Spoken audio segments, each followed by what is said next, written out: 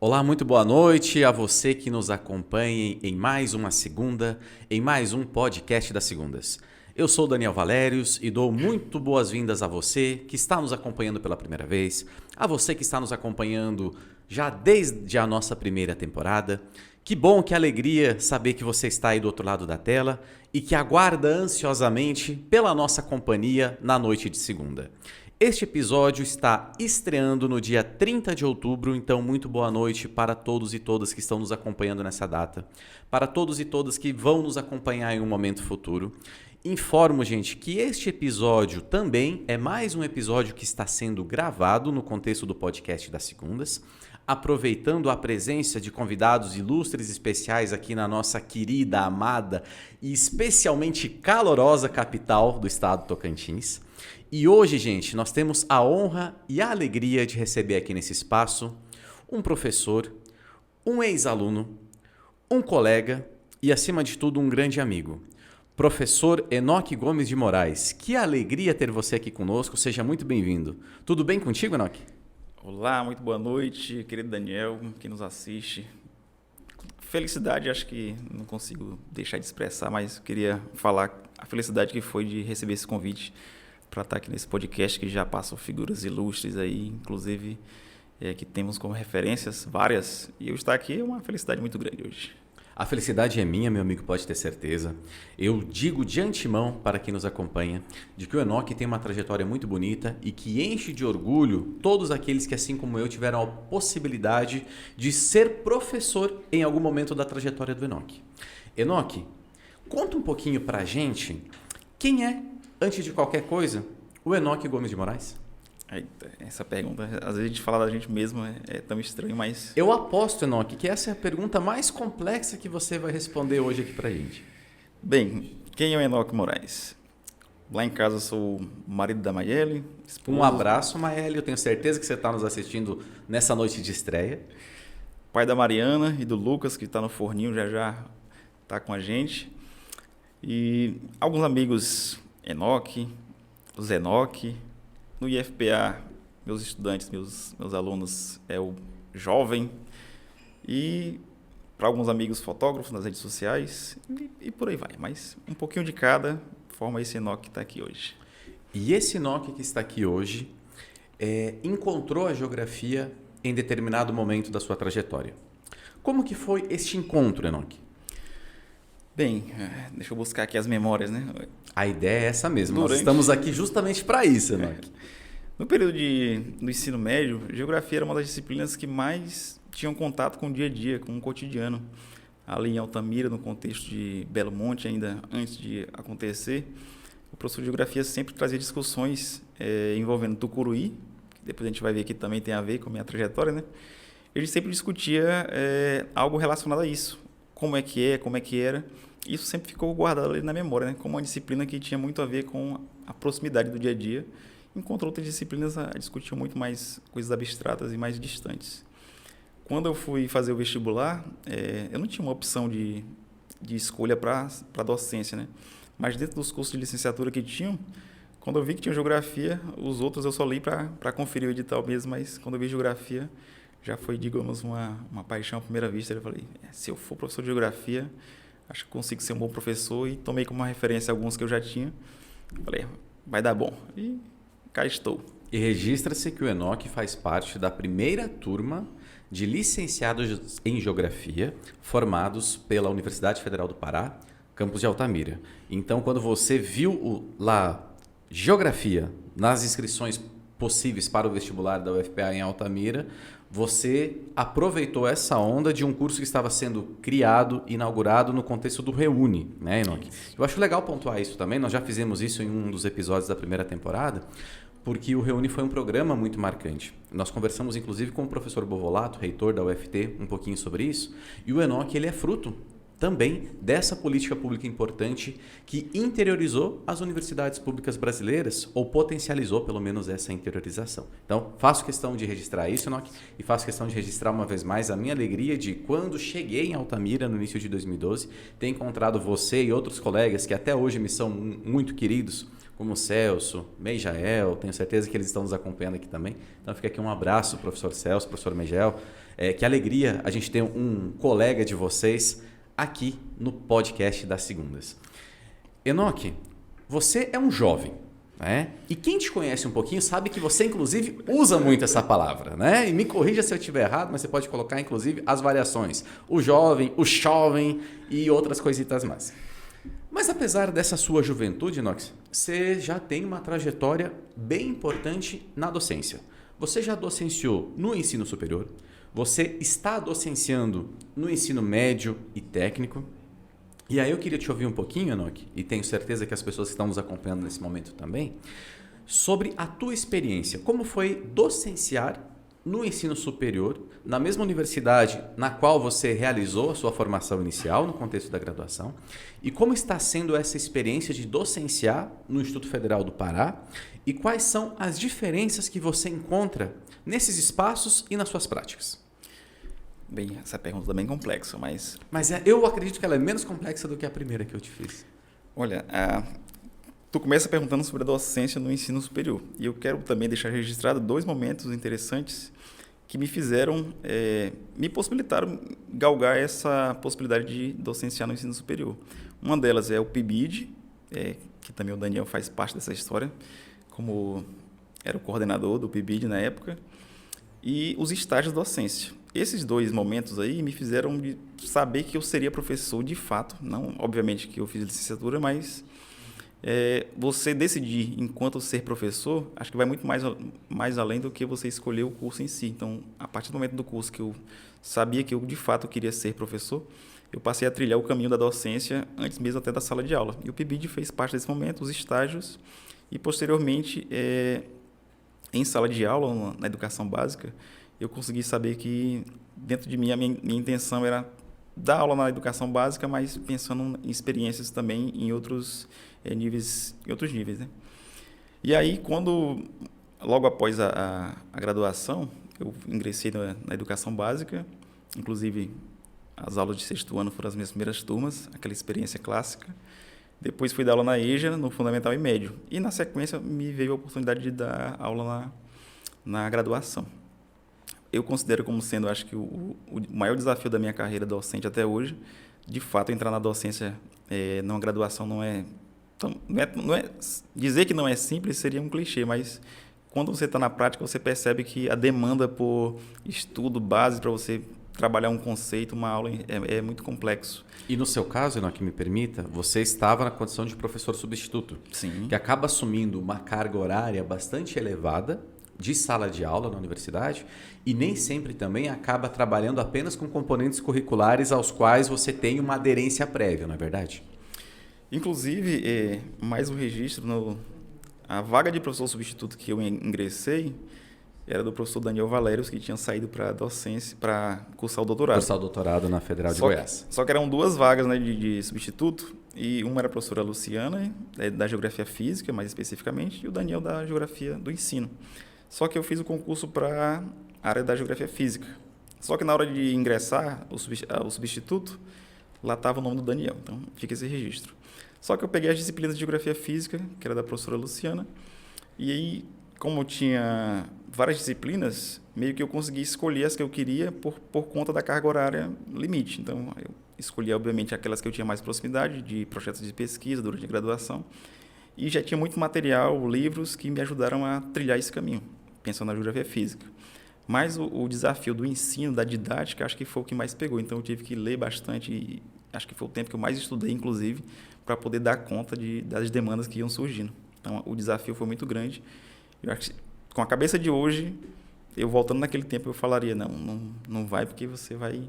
Por um lado, eu não iria pelo desafio, acho que hoje eu não teria mais esse gás, mas a experiência valeu muito e acho que a partir dali foi um salto na minha carreira docente, sim, com certeza. Falando sobre as suas experiências, professor Enoque, 2 coisas que eu gostaria de apontar. O professor Enoque acaba de valorizar a participação dele no PIBID, Programa Institucional de Bolsas de Iniciação à Docência. Outra política pública que também é muito efetiva no contexto da formação dos professores, não apenas de geografia, mas das várias áreas do conhecimento no Brasil. Pontua-se isso, o Enoque é fruto também dessa política. E quando você falou que ministrou aula para o 6º ano, é impossível a gente não lembrar, se eu não me engano, do professor Leandro Carnal, que diz que quem ministrou aula para o sexto ano faz qualquer coisa nessa vida. A gente sabe que é um desafio bastante grande, né, Enoque? Eu também já trabalhei por muito tempo com turmas do ensino fundamental e uma coisa que eu lembro de forma muito marcada das turmas de sexto ano, que eu adorava, inclusive, foi uma experiência muito interessante, era que eu saía sempre com alguma dificuldade vocal das aulas do sexto ano, né? E isso é uma lembrança que eu tenho muito fortemente das minhas turmas de sexto ano, mas foi uma experiência muito importante e que nos ensina muito, né, Enoque? Enoque, você está professor no Instituto Federal do Pará, campus de Tucuruí. Recentemente, você cursou seu mestrado na Universidade Federal de Goiás, no contexto do LEPEG, e nele você trabalhou com a cartografia tátil no contexto da formação do professor de geografia. Quais foram os apontamentos que a sua pesquisa de mestrado trouxe nesse sentido, Enoque? E partilhe um pouquinho também com quem está nos assistindo por onde você caminhou para conversar sobre cartografia tátil, formação de professores de geografia e qual você entende que é o espaço que a cartografia, de forma mais específica, a cartografia tátil, numa dimensão inclusiva, ocupa na formação do professor de geografia no Brasil hoje. Bem, acho que preciso contextualizar como é que eu cheguei nessa temática. Então, nesse contexto de ser professor do sexto ano, acho que eu já repeti essa fala algumas vezes e ela sempre vem no momento certo para poder contextualizar. Então, lá estou eu, professor do sexto ano, primeiro ano de docência, planejando cada aula, pensando cada momento da melhor forma possível. E um certo dia, lá vem uma professora, eu vejo ela passando pela janela, de braço dado com outro jovem, já sexto ano, né, já era de uma idade mais avançada. E ela, professor, trouxe aqui seu novo aluno. Aí esse aqui é fulano e ele vai estar nessa turma, ele é cego. Precisando de qualquer coisa, pode falar comigo, tchau. Aí eu fiquei, de momento assim, estranhando como que eu vou lidar com um estudante cego. Como é que eu vou trabalhar os conceitos básicos, como é que eu vou trabalhar qualquer aula que eu planejei. Não tem essa possibilidade. Então, fui buscar professores que me deram algum auxílio de onde buscar informações, conhecimentos sobre isso. E, de fato, eu percebi que a cartografia tátil foi onde eu descobri.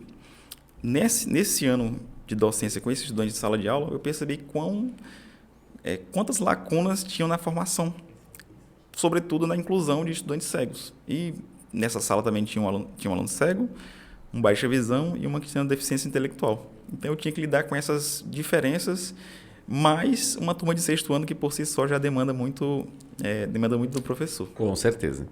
Então, passei 5 anos da minha vida com isso na cabeça, pensando como que o professor sai da sala de aula sem estar preparado para um cenário como esse. Então, ao ingressar no IFPA, lá tinha toda uma estrutura que dava suporte para o professor, com aluno surdo, com aluno cego, tem psicólogo, intérprete de Libras, transcritor de Braille, impressora, material didático como um todo. E aí me veio a pergunta, né? Ué, aqui tem tudo isso. Então, quer dizer, se o professor tiver formação, vai casar certinho? Então, eu pensei, então me falta formação, já que eu tenho recurso. E aí foi onde eu comecei a ingressar na cartografia tátil, na pesquisa de formação docente. Então, até então eu produzia material para minhas aulas e caminhei então para tentar compreender como é que está a formação do professor de geografia para lidar com a inclusão. Como a inclusão é uma temática muito ampla, eu fiz esse recorte para o estudante cego baseado na cartografia tátil. Por que cartografia tátil? Quando eu falo de inclusão do cego, eu acho que outras demandas surgem, mas o uso do mapa, o uso de maquete, ele é algo muito claro para a geografia de modo geral. Então, se eu tiver um estudante cego em sala de aula e eu falar de inclusão, em algum momento eu estarei falando do mapa e do uso do mapa em sala de aula. Verdade. Então, eu pensei muito nessa formação do professor para lidar com a cartografia tátil. Dentro dessa minha pesquisa, eu fui avaliar os cursos de formação de professores e o desenho curricular, se estava previsto a inclusão de estudantes cegos, se estava previsto cartografia tátil, cartografia inclusiva. E os resultados é que a maior parte dos cursos que eu avaliei não tinha discussões voltadas à inclusão de estudantes cegos. Então, entrevistei os docentes responsáveis pela gestão dos cursos e avaliei a grade curricular dos cursos em si. E isso me deu me vieram mais questões, como, por exemplo, E agora? O que eu faço com esse tanto de professor que já foi formado e não teve na sua formação discussões voltadas à inclusão, de cego, de surdo, de alguma outra deficiência que venha a chegar em sala de aula? Então, dentro desse contexto aí, a gente percebe que, conversando com professores, a temática em si, ela é sempre bem-vinda. Não, realmente é muito importante, é muito necessário, mas no meu contexto, eu preciso de ajuda. E aí onde entra o papel do Estado nessa questão. Então, o Estado tem uma legislação hoje, digamos, no mundo é uma legislação muito boa em relação ao amparo à pessoa com deficiência. Uma legislação garantista dos direitos de acesso, né, Enoque? Então, o Estado, enquanto legislador, produz uma lei que é líquida e certa a participação do estudante PCD em sala de aula, com todas as necessidades atendidas de acordo com a sua demanda. Ponto. Na ponta da linha, a escola, o professor, como ela, o principal nesse processo de ensino e aprendizagem, está preparado para fazer isso? Então, quando se cria uma legislação prevendo que a escola é obrigada a receber esse estudante, e a formação do professor que vai receber, que vai, de fato, trabalhar na geografia escolar? Onde que está isso aí? Então, a minha investigação está indo muito nesse sentido. Perfeito. Como que nós podemos auxiliar os professores a, de fato, tornar suas aulas inclusivas? Aí eu sempre defendo a questão do produção e uso do recurso didático, metodologia que eu vou empregar ele. Porque só o material, só o recurso em si, eu creio que não seja suficiente para fazer com que a aula seja inclusiva. Então, eu tenho um mapa tátil, eu tenho uma maquete tátil muito bem produzida, muito bem elaborada, eu entrego ela para o aluno, eu tenho que também intermediar como que vai ser esse processo durante a aula. Senão, eu vou estar apenas entregando o recurso para ele. Uma pergunta, Enoque, e a gente combina sempre antes de começar que a gente não tem pegadinha, não tem pergunta bola nas costas, porque não é a ideia aqui. A ideia é um papo reto, olho no olho, né, meu amigo? Mas uma pergunta, Enoque, você falou que a grande maioria dos cursos que você investigou não tinham questões voltadas para essa temática na sua matriz, né, no seu PPC, enfim. Você lembra, quantitativamente falando, quantos cursos tinham de fato? Em que cursos, de fato, nós podemos encontrar uma visibilidade maior das temáticas de uma cartografia inclusiva, digamos assim, ou saindo até mesmo da própria cartografia, mas um curso com viés um pouco mais da inclusão nos seus materiais de referência? Você lembra de cabeça, Enoque? Olha, eu avaliei os cursos de 2 estados, Pará e Goiás, e ao total tinham 28 cursos. Desses 28 cursos, os PPCs de 14 cursos foram analisados com um aceite de participação da pesquisa dos dirigentes. Então, vamos fazer um recorte aqui. Eu avaliei os PPCs de todos os cursos, a grade curricular, e entrevistei 11 dirigentes de curso. Nos PPCs, eu fazia uma leitura da escrita. Existe cartografia tátil, cartografia inclusiva, inclusão? Onde? Em que momento? Não existe. E com os dirigentes eu fiz uma avaliação da perspectiva de atualização dos cursos, mais uma perspectiva futura. Então, tem a legislação que demanda esse atendimento. Uhum. Há uma previsão de atualização? Sim, não. Então, desses cursos avaliados, em 4 deles eu encontrei cartografia tátil, cartografia inclusiva, claramente descrita, e em 2 deles tinha disciplinas específicas que tratavam da inclusão por meio da cartografia tátil. Então, nesse contexto de 11 entrevistas, 4 delas têm cartografia tátil em disciplinas optativas e obrigatórias e trabalham a temática de modo geral. O quantitativo de dirigentes que falaram da perspectiva futura, eu não consigo lembrar de cabeça, mas a maior parte deles pretende implantar e atualizar o PPC para que, de fato, a inclusão passe a fazer parte do curso. Perfeito. Muito obrigado, Enoque. Essa foi uma pergunta que, de fato, não estava, talvez, previamente pensada, mas eu acho importante pontuar isso, né? E, Enoque, a partir da sua condição de um investigador na área, produzindo pesquisas, produzindo materiais cada vez com mais densidade, eu gostaria de te perguntar, para você, professor Enoque, quais são os principais desafios que nós, professores, estudantes, gestores, comunidade escolar, sociedade como um todo, ainda encontramos para construir uma escola que seja efetivamente inclusiva e, por que não, uma universidade que também seja inclusiva? Bem, eu acho que o principal ponto que eu acho que peca nessa questão é sempre ser lançado luz à figura do professor em relação ao papel de incluir o estudante na sala de aula. Para o estudante chegar na sala de aula, ele teve que passar por toda a escola. A escola tem uma gestão municipal, estadual, federal, que faz parte dessa sala de aula também. Então, eu penso muito que os dirigentes de escolas, de secretarias municipais e estaduais, é que deveriam, de fato, ser um pouco mais cobrados em relação a isso. O professor, ele se formou em algum momento e está na sala de aula. A formação continuada, ela é uma realidade para muitos, mas não é para todos. Perfeito. Nem Concordo. todos têm tempo, possibilidade de direcionar um tempo para uma formação específica. Acho que essa demanda deve partir de cima para baixo. É um primeiro ponto. E a segunda questão é mais relacionada ao uso, como intermediar o recurso didático, a aula de geografia e o estudante de acordo com a sua demanda. Então, eu falo assim, todo mundo tem na sua sala de aula estudantes que levantam a mão e fazem uma pergunta. Eu não entendi essa parte. Então, você dá uma atenção específica para aquele estudante, normal. Quando o estudante cego está em sala de aula, um exemplo do cego pode ser um surdo, e ele faz uma questão como essa, ele está na mesma condição. Só que antes disso, para mim, colocar ele de fato nas mesmas condições dos demais na sala de aula, existem algumas coisas que eu tenho que ter atenção. Dentre elas, o recurso e a metodologia que eu emprego esse recurso na sala de aula. Seja um livro traduzido para o Braille ou um intérprete de Libras que vá trabalhar com esse estudante, se for um estudante com TEA, atenção voltada. Então, eu acho que essa parte de metodologia, de como intermediar os recursos do estudante, acho que é o ponto principal que deve ser focado nesse processo de melhoria para que nós tenhamos uma escola inclusiva. Porque muito a gente fala de espaços inclusivos. Há uma rampa, uma porta mais larga, um banheiro adaptado, mas, de fato, chegou na escola, existe a inclusão para receber o estudante e existe a inclusão no processo de ensino e aprendizagem. E aí também eu já faço um paralelo entre a educação básica e o ensino superior.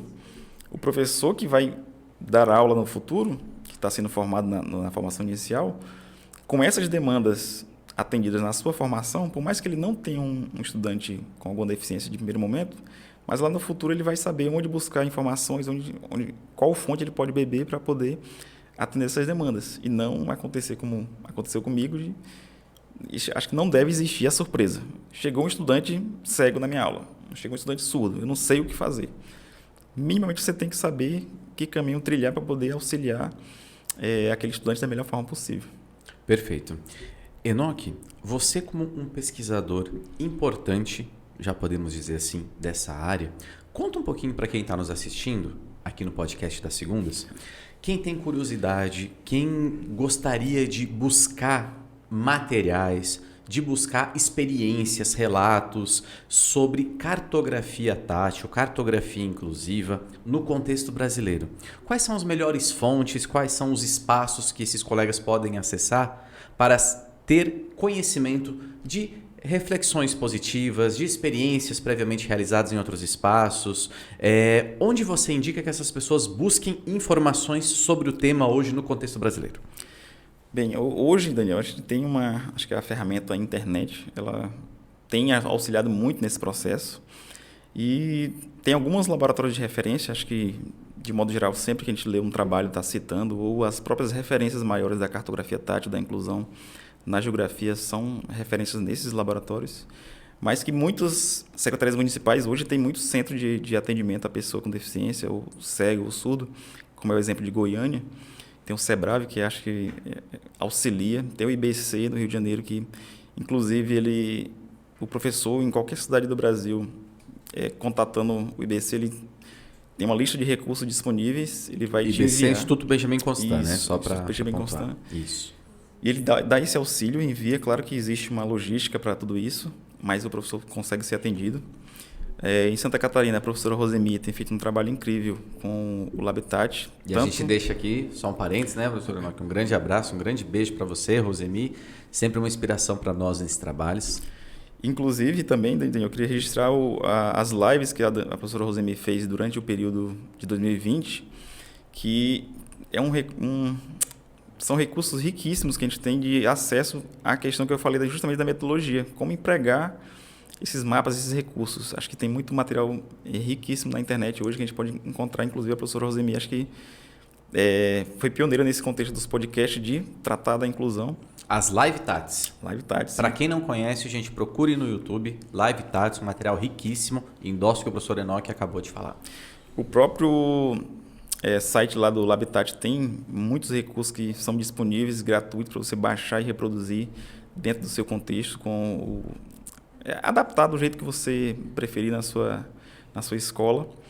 Na USP tem o LEMAD, com a professora Valdirene. Acho que esses aí são referências. E outros mais, que acho que se eu começar a falar dos outros, eu posso acabar esquecendo algum e posso ser até injusto, mas acho que lendo cartografia tátil, você vai ver que as referências elas vão combinando para muitos lugares. Perfeito. Só que, Daniel, eu queria deixar um registro também, que agora nesse ENAPED, no GT de inclusão, houveram discussões muito ricas lá. A gente percebeu que a cartografia tátil, a inclusão de surdo, de cego, de indígenas, a inclusão voltada para a questão indígena, minorias, tem ganhado força no Brasil. Felizmente, né? E ainda assim, a gente fala assim, não, é um suspiro, mas muito trabalho ainda tem que se fazer para que, de fato, nós tenhamos escolas inclusivas, universidades inclusivas, que acho que é o que a gente quer de fato. E no futuro, a gente vai conseguir, com certeza. Esses espaços estão sempre em disputa, né, professor Enoque? E tenho certeza que você fez parte de um momento importante aqui, onde talvez tenha sido um dos eventos da geografia brasileira onde mais essas temáticas acabaram sendo abordadas, seja no contexto de GT, seja no contexto de mesas, seja na profusão de trabalhos na pós-graduação da geografia brasileira abordando essa temática, não é verdade? Eu acho que, graças aos pioneiros da cartografia tátil no Brasil, que como temática na geografia ela é relativamente muito nova, então a cartografia escolar já é recente, então a cartografia tátil vem depois ainda, mas que tem ganhado força no Brasil. Então acho que nos últimos 10 anos muita coisa mudou, muito se avançou nesse sentido, e eu acho que está avançando a passos largos. Eu pretendo que num futuro bem breve nós tenhamos aí possibilidade de adquirir recursos, construir recursos, formação de professores voltadas nos mais diversos cantos do Brasil. Inclusive com essa possibilidade do online, do remoto, é uma possibilidade também. Seguramente, seguramente.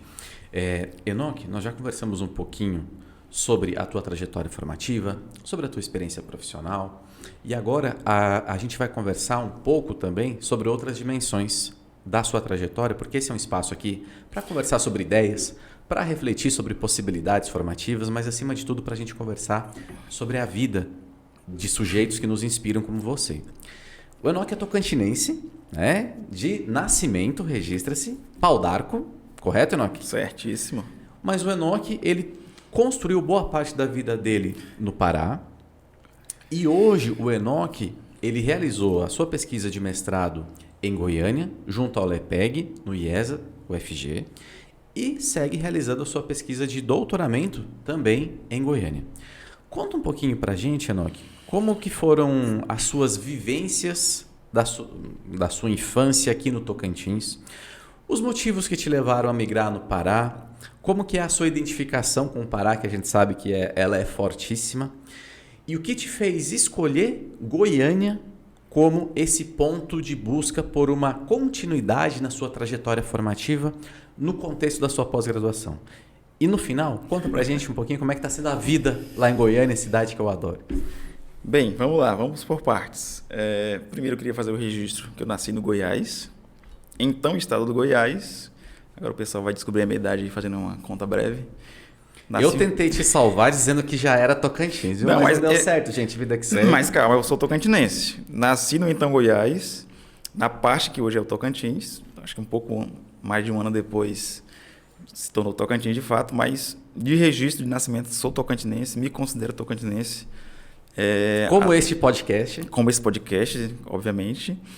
E morei no Pau d'Arco, em Pau d'Arco. Para quem é aqui de Palmas, com certeza deve saber, as melhores praias do estado do Tocantins, com certeza estão lá.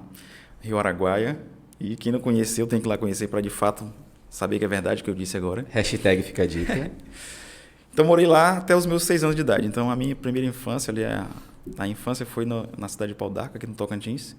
E é uma infância que eu tenho poucas memórias, obviamente. Acho que toda criança vai apagando algumas memórias, outras ficando. Mas me recordo muito bem dos acampamentos na praia. Acho que quem é tocantinense e não acampou na praia tá vivendo errado no Tocantins. E aí migramos para o Pará, né? Minha família foi para o Pará, acho, ainda criança. E, de fato, em Altamira, eu sou tocantinense de nascença. Culturalmente, formação acadêmica, o Pará, Altamira, acho que me construiu nesse sentido. Então, gosto do piqui, do Goiás, a paçoca de carne e do açaí também. E não por acaso eu escolhi geografia, né? Porque acho que um pouquinho de cada estado desse aí. Ensino médio, fundamental, médio, graduação em Altamira. Iniciei a docência em Altamira. Passei um tempo da minha vida considerável em Altamira. Migrei para o estado ainda no estado do Pará, fui para Tucuruí no ano de 2017, onde eu resido oficialmente nesse momento, né? Trabalho e resido. No ano de 2020, fui para Goiânia para fazer o mestrado, muito em função da minha família ter migrado de Pau d'Arco para Goiânia. Então, meus irmãos, minha mãe, meus sobrinhos moram em Goiânia hoje. Então, nada mais útil do que unir trabalho e família, a possibilidade de regressar para perto da família. Acho que isso é importante. Quem tem a oportunidade, obviamente, vai pesar muito nas escolhas. E fui para Goiânia em 2020. A pandemia chegou e pegou de surpresa. Acho que eu tinha exatas 2 semanas que eu estava em Goiânia. Fiquei o ano de 2020, regressei para Tucuruí no período de 2020, final de 2020 e 2021. Foi onde eu concluí, fiz as disciplinas e concluí o mestrado, estando já em Tucuruí, né? Esse bate e volta com Goiânia sempre, 2020, 2021. Em 2022, tive a oportunidade de ingressar no doutorado. E aí, como a pandemia meio que, obviamente, não tem como falar de outra forma diferente, né? Atrapalhou a minha vida e a de todos nós, no sentido de que morar em Goiânia por 2 anos não foi possível em 2020. Eu morei uma parte de 2020, em 2021 eu ia esporadicamente. Agora, de fato, então eu vou morar em Goiânia. E vivenciar a universidade como eu não tinha vivenciado presencialmente. Acho que o período de pandemia de 2020 foi o período que mais nós tivemos contato um com o outro, mas sempre remoto. Exatamente. Reuniões online, toda segunda-feira. Incansáveis reuniões online. Toda segunda-feira tinha encontro marcado com as segundas geográficas, que eu acho que eu assisti quase todas e também fiz parte de uma. A gente vai falar um pouquinho sobre isso, dizem por aí. Então, tínhamos encontros, aproximou muitas pessoas, mas sempre no período remoto. E uma coisa que pesou muito para mim, acho que foi aquele fato de você dar tchau na telinha e apertar o botão de uma realidade e teletransportar para outra. Então, você estava na tela, desligou, você olha para o lado, você está em outra cidade, em outro estado, em alguns países, como tinha algumas reuniões ou eventos que a gente assistia, e você não vivenciar de fato o pós, o cafezinho, o bate-papo, as amizades. Que é tão importante, né, Noki? Eu acho que também é espaço de formação, isso é nítido, que a gente conversa e dialoga e troca referências, livros, e a gente consegue se formar muito também, né, nesses intervalos entre uma aula e outra. Eu acho que isso pesou muito, né? E o fato também da minha família permanecer em Goiânia. Então, agora é Goiânia 2.0. Estamos residentes lá. Estou indo para o Pará nessa viagem do Enampeg. Leva a minha esposa que está grávida e teremos o nosso filho Lucas em Altamira também, será paraense. Com muito em breve, inclusive. Está no forninho. Eu espero que ele demore no mínimo mais 1 semana para nascer, que eu tenho que voltar para entregar a mulher em casa. E, inclusive, eu quero deixar um registro aqui para o meu sogro Orlando Nascimento, minha sogra Veridiana, que pesaram muito nessa escolha de não termos essa criança em Goiânia e sim no Pará. E só um parênteses, já que você citou Orlando Nascimento, gente, para quem não é do Pará ou talvez não conheça o Orlando Nascimento é o maior produtor / incentivador / criador cultural do sul do Pará. Poeta, músico, cancioneiro, coloca aí no YouTube Orlando Nascimento, vai buscar um pouco da produção desse cineasta, cantor, compositor, que ele faz mágica lá no contexto de Altamira, de Pacajá, produzindo muito conteúdo audiovisual, muito bacana. Então, possivelmente o Orlando, que eu não tenho a felicidade de conhecer pessoalmente, está nos assistindo também nesse momento. Um grande abraço e parabéns pela sua trajetória, muito interessante, viu, Orlando? Fica a dica aqui. Momento merchan feito. Momento família aqui, né, Enoque? Que é importante também. Para não ser injusto, um abração para minha mãe, um beijo, meu pai, meus irmãos, meus sobrinhos que vão assistir também. A toda a família do Enoque, o nosso abraço também. Meu sobrinho descobriu que eu tinha algumas aulas que eu tinha colocado no YouTube e assistiu todas e falou: tio, você tem um canal no YouTube? Então, Já estou mais em um podcast aqui também. Como é o nome do seu sobrinho? É o Jorge Alexandre e o Caio César. Jorge, Caio, abração. Yasmin também. Yasmin, é menorzinha. Isabela, que tá mais velha, mas... Isabela, tudo bem. Sessão abraços fechada. Bora, Enoque. Seguimos o barco. Eu me perdi, eu não sei onde eu estava. Nesse contexto, Enoque, seguramente a dimensão familiar acabou influenciando a tua escolha por realizar, então, a tua pós-graduação em Goiânia. Mas, obviamente, a força, o peso de um laboratório como o LEPEG, lá na Universidade Federal de Goiás, também contou muito nesse sentido, né? Conta um pouquinho pra gente do que você encontrou quando chegou no LEPEG e de qual tem sido a contribuição do LEPEG e dos professores da educação geográfica lá da Universidade Federal de Goiás para suas pesquisas, para a sua formação, Enoque. Olha, de fato, Daniel, uma coisa que, antes de conhecer de fato a UFG presencialmente, uma coisa que eu já sabia que tinham laboratórios muito bons que formavam professores, não pela formação inicial, mas pela formação durante a trajetória em si. E no caso do LEPEG, né? E os outros grupos que tem dentro do LEPEG, que hoje eu faço parte do GS e da RECI, e os professores que coordenam são professores excelentes, não tem como não dizer de outra forma. A excelência, acho que define muito bem isso. E eu acho que esses espaços, de fato, é o que eu falei, né? Formam para além da sala de aula. Então, as disciplinas obrigatórias que você tem que cumprir e tal, é uma parte da formação, mas os momentos de diálogos que eu tenho tido nesses grupos, acho que transcendem a formação que eu pretendia ter fazendo um mestrado dentro da UFG. Acho que momentos como esses vale destaque, né? Então, o GS discutindo cartografia escolar, RECI com a temática de cidadania e cidade, o GS coordenado pelo professor Denis, Miriam, Lossandra, e a RECI pela professora Lana. A gente já fechou a sessão abraços há 2 minutos atrás, mas fica um abraço a todos eles também. Nosso carinho e gratidão. Acho que falando desses espaços aí, não tem como não mencionar esses professores, que eu acho que não tem como não dizer de outra forma que eles contribuem falando com a gente, conversando. Fala, esse professor deu uma dica muito boa nesse ponto aqui. Aí você vai investigar e observar, de fato, aquilo lá é um mundo à parte que a gente não tinha ou não teria se não fosse naquele espaço ali. E eu acho que a formação em si, os projetos que são desenvolvidos no LEPEG, os espaços de diálogo, os workshops, encontros, eu acho que são, de fato, o carro-chefe do LEPEG. Né? Muito contributivos, né? Eles não só contribuem com a formação de quem assiste, mas nos ensinam desde como montar um roteiro de uma aula de campo, um trabalho de campo, um workshop, um evento como um todo. Eu acho que essa integração de estudantes da graduação, da pós e de professores, eu acho que ela enriquece muito a nossa formação. Eu acho que o diferencial é esse. O Daniel pode concordar comigo, com certeza. Com certeza concordo. Também vivenciei essa experiência de ser um membro do LEPEG por alguns anos e ela contribui demais.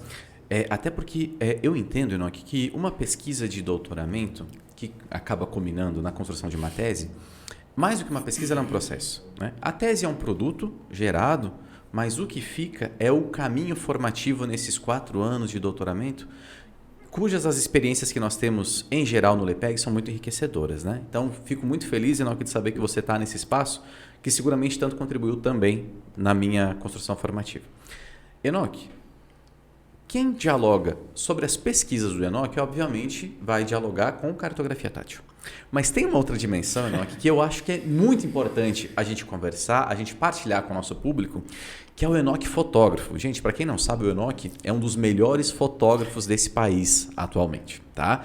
Quem ainda não segue o Enoque no Instagram, seguramente já em algum momento dessa nossa conversa já apareceu aqui o endereço do Instagram do Enoque aqui, nos nossos créditos. Então aproveita, segue lá, conhece um pouco desse outro trabalho do Enoque. E aí, Enoque, eu te pergunto, como que a fotografia chegou na sua vida e de que maneira essa tua atuação, digamos assim, não vou elevar a categoria de trabalho, mas esse teu atuar como fotógrafo de uma forma tão qualificada contribui com a tua prática docente e, por que não, com a tua prática investigativa?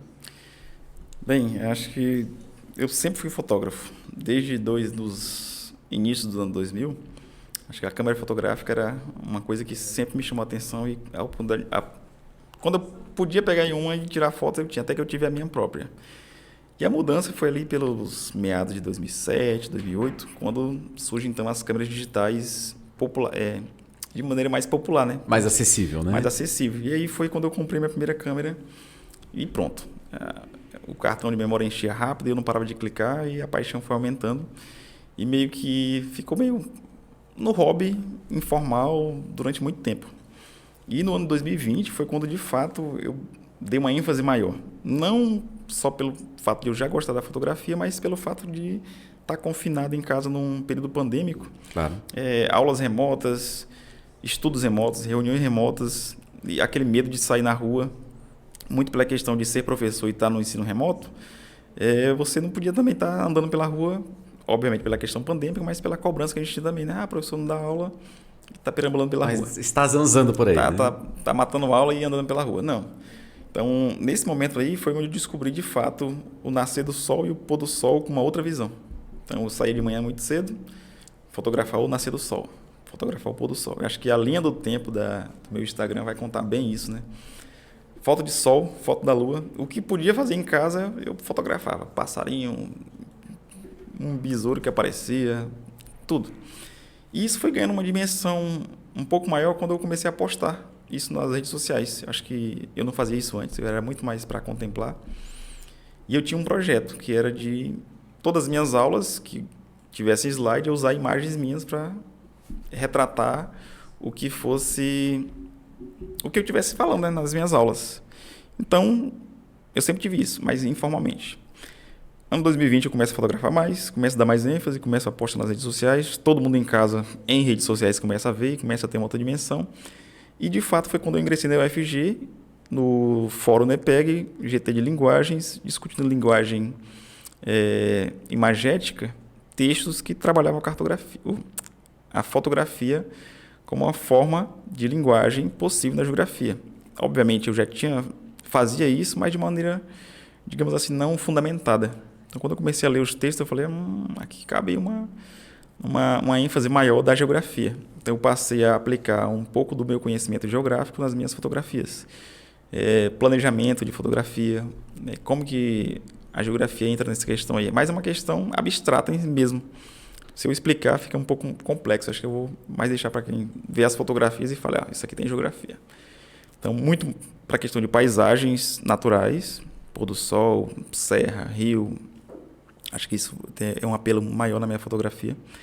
Mas que, de fato, a questão do ensino de geografia pelas imagens, ele é muito rico. Então, nunca fui bom desenhista. Tentei já muito, mas não fui bom desenhista. E quando eu descobri que uma fotografia poderia me poupar um tempo de desenhar, eu falei, não, então eu consigo projetar uma imagem minha da cidade que eu estou dando aula, olha aqui o recurso que eu estou precisando. Então, eu comecei a utilizar minhas fotografias. Os próprios alunos gostaram, inclusive, toda vez que eu falo sobre isso, pessoalmente me cobram cursos e como fazer isso, tutoriais.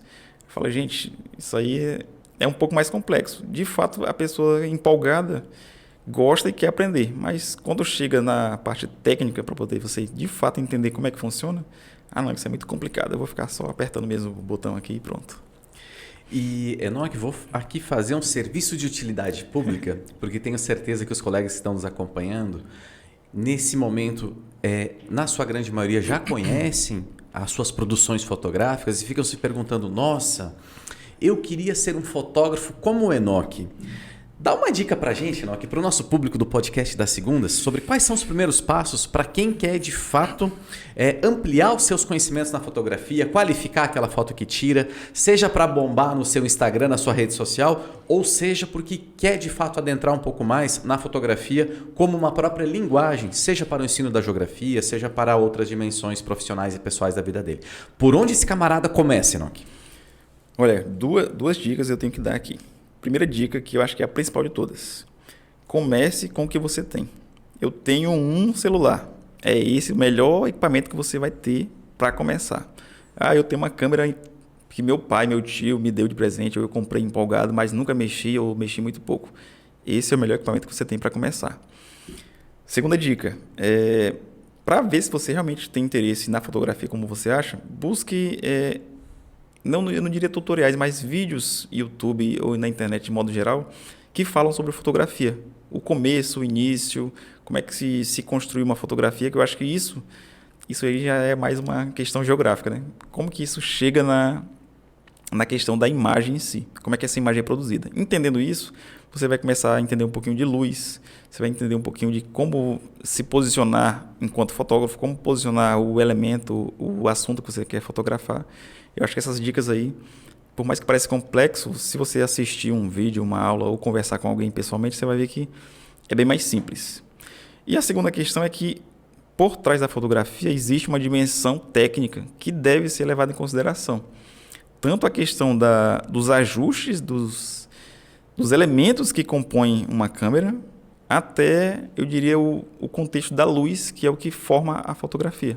Então, quem trabalha com vídeo, com fotografia, vai entender que os pilares são os mesmos, a mesma base. Mas na fotografia você tem muito mais questão do enquadramento ali, que é um momento único. Você quer fotografar, quer tirar uma fotografia, e você precisa deixar que aquela fotografia por si só conte uma história. Não é um vídeo que você vai construindo com mais tempo isso. Então, eu quero contar uma coisa com uma imagem só. Como é que eu faço isso?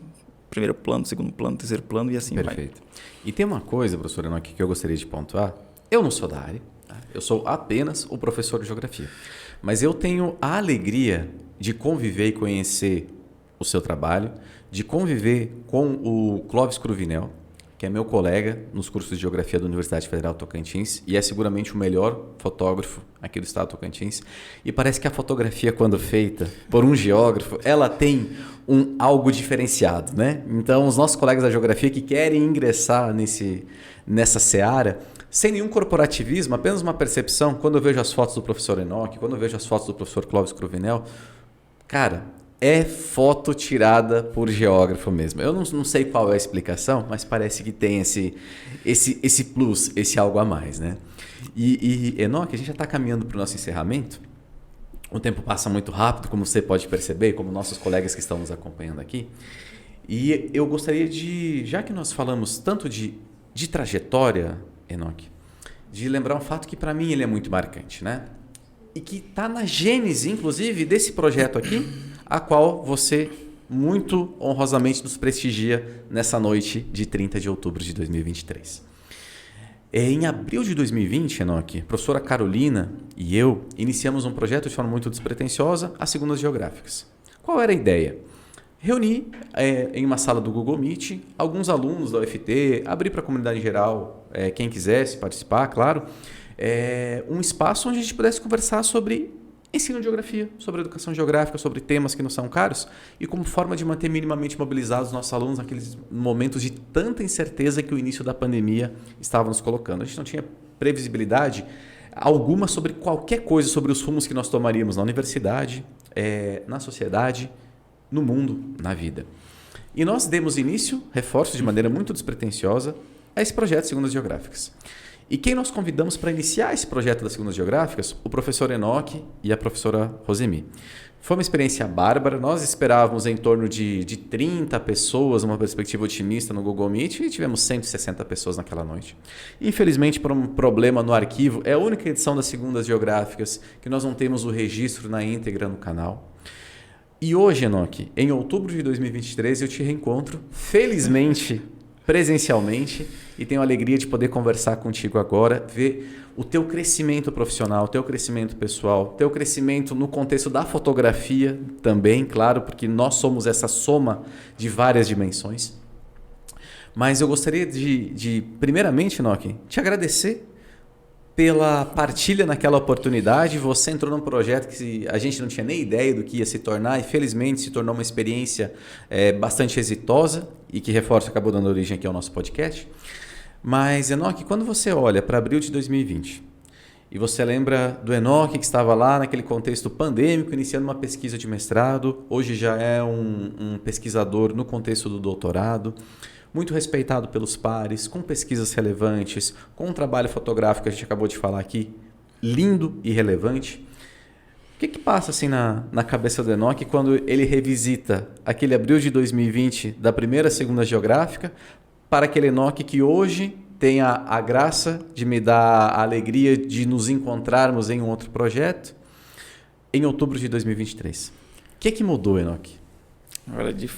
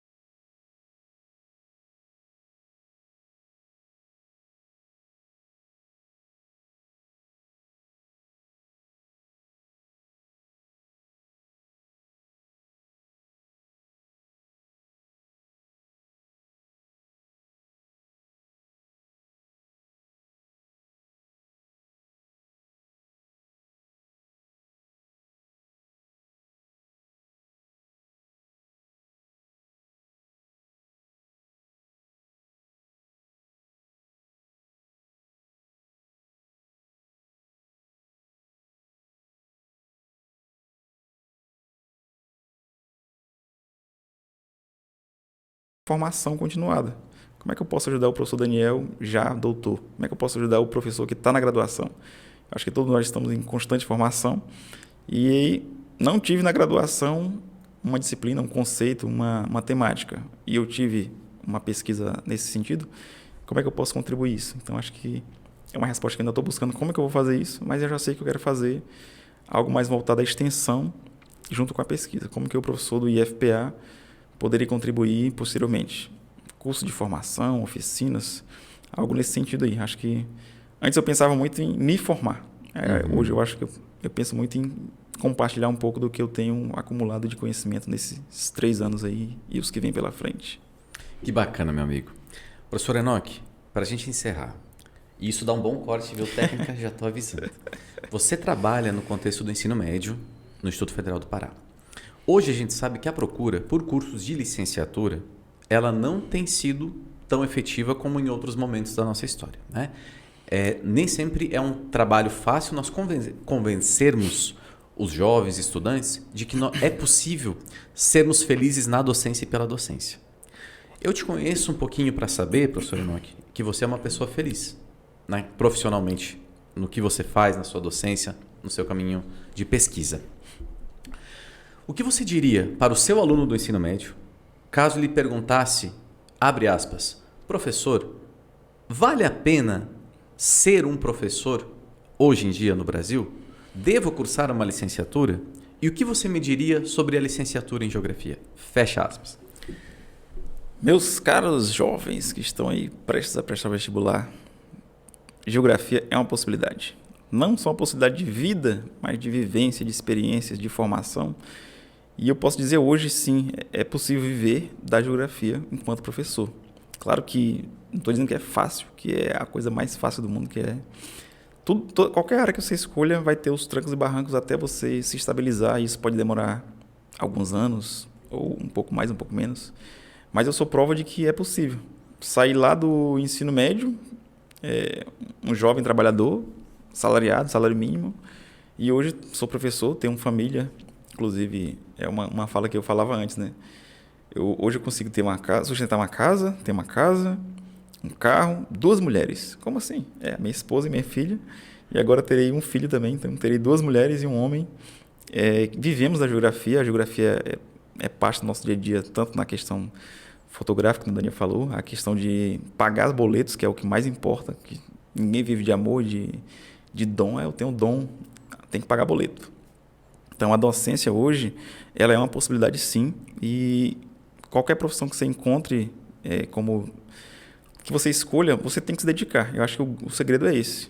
A partir do momento que você escolhe ser professor, astronauta, o que quer que seja, se dedique ao máximo a aprender o que lhe ensinam, porque daqui um pouco é você que vai ensinar, claro que de modo diferente, mas eu acho que o que diferenciou na minha formação, e para os licenciandos que estão cursando ou que vão cursar, é que cada disciplina é a mais importante do seu curso. Então, depois que você sai da graduação, você é o professor de geografia de ponta a ponta. Não é o professor de solos, não é do clima, não é da... Enfim, você é professor de geografia. Caso você pretenda ingressar na pós-graduação, você vai se especializar numa área. Mestrado, doutorado, enfim. Chegou na universidade, é professor universitário, de fato você vai poder exercer um recorte da sua formação e da sua especialização, que é uma área específica. Mas tirando o ensino superior, eu acho que você é professor de geografia de ponta a ponta. Então, cada disciplina da sua formação, cada momento da sua formação vai ser importante e você vai precisar dele na sala de aula. Então, são 2 coisas que eu acho que devem ser ditas aí. A formação, cada disciplina importa, não é que você gosta mais ou menos, mas na sala de aula você vai ser perguntado sobre a guerra Rússia-Ucrânia, Israel-Palestina, da mesma forma que você vai perguntar por que Palmas faz um calor à tarde e chove à tarde, tem relâmpagos e raios. São coisas diferentes, mas que se o calor de Palmas fosse só à tarde, né, professor Enoque? Estamos vivendo dias de calor manhã, tarde, noite, madrugada. Mas perfeita, sua colocação é perfeita. De fato, a geografia é uma possibilidade de viver, sim. Acho que o professor Daniel está aqui na minha frente, a gente consegue falar disso com prioridade porque a gente é professor de geografia e exerce o que nós escolhemos e que isso fique bem claro. Foi uma escolha, foi uma opção, geografia. Então, quero geografia. Então, a partir do momento que eu escolho algo, se dedique. Mesmo que não seja geografia, tente fazer bem feito, para que... Tinha um professor que falava assim, tente fazer bem feito para sair mais ou menos na vista dos outros. Fotografia, geografia não é diferente. Tente fazer o melhor possível, alguém vai achar um defeitozinho. Mas borrou um canto. Faltou isso, faltou aquilo.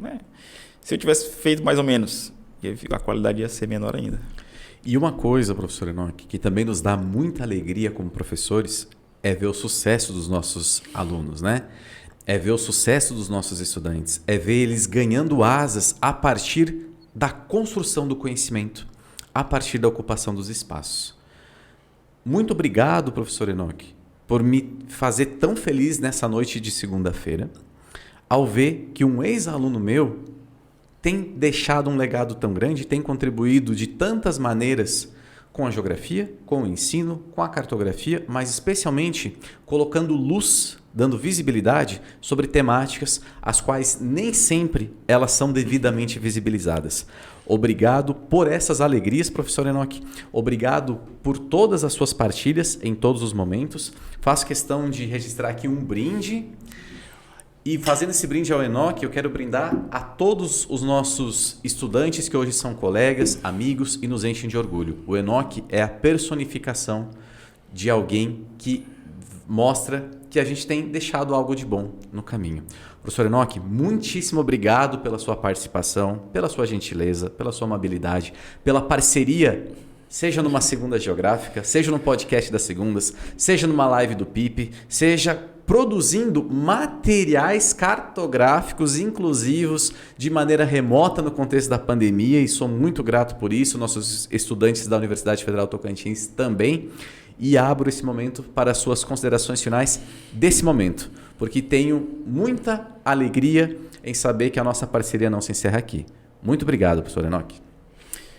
Bem, eu queria fazer mais uma adendo na questão da formação. Acho que ter professores que lhe inspiram é uma parte muito importante da formação. E com certeza eu tive professores excelentes que me inspiraram a ser professores e falar assim, não, eu posso viver tranquilamente. A geografia é uma possibilidade.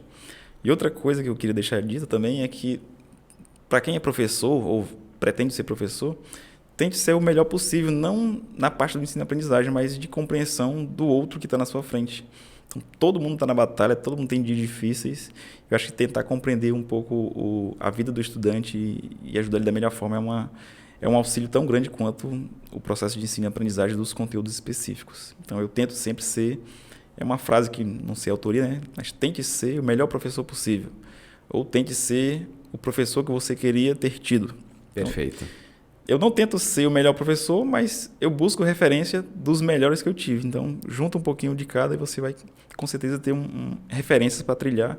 O Daniel é uma delas, com certeza. Inclusive, já disse outras vezes que ele me inspirou muito nessa caminhada e continua me inspirando. Eu acho que ser professor é isso. Escolher e não ficar preso a não ter opções. Se você tiver opções, escolha e assuma as suas escolhas como sendo algo que lá no passado você escolheu por algum motivo. Então lembre daquele motivo que te fez escolher e tente seguir sempre nessa caminhada, né? E estamos seguindo os sobes altos e baixos, tentando chegar como todo mundo quer viver uma vida tranquila e fazer aquilo que gosta. Não poderíamos terminar esse momento com uma mensagem melhor e mais bonita. Professor Enoque, te agradeço uma vez mais. Ao agradecer a você, faço questão de deixar um abraço também a toda a sua família, que a gente sabe que é muito parceira nessa sua caminhada. E a você, colega, amigo, que nos acompanha no podcast das segundas, o nosso muito obrigado. Obrigado por mais essa parceria. Obrigado por mais essa noite que você nos dá o privilégio da sua companhia. E a gente retorna na próxima segunda-feira, ao vivo, no dia 6 de novembro, com mais um podcast das segundas. Um grande abraço a todos e até a próxima semana. Tchau, tchau. E eu já garanti a minha caneca.